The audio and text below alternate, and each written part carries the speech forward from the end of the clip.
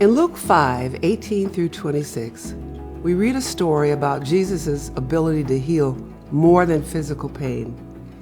Because of Jesus' miracles, huge crowds were following him. There was a paralyzed man with several caring friends who tried to carry him to Jesus. Unfortunately, the friends couldn't get to Jesus because he was in a house filled with people.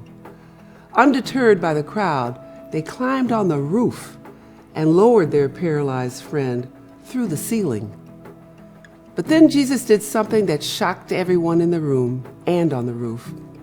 Jesus looked at the paralyzed man and said, "Your sins are forgiven." As a result, the teachers of the law accused Jesus of blasphemy.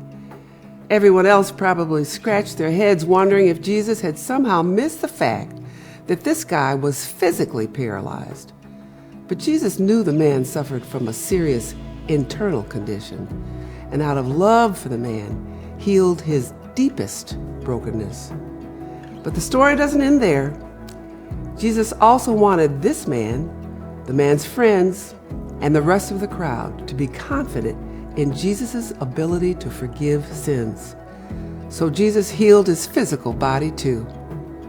As you can imagine, everyone present was gripped with great wonder and awe, and they praised God, exclaiming, "We have seen amazing things today."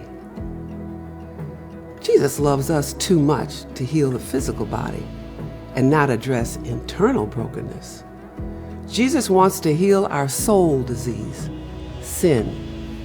And although you may or may not find physical healing today, you can find spiritual healing if you look to Jesus as the one who can heal your deepest brokenness.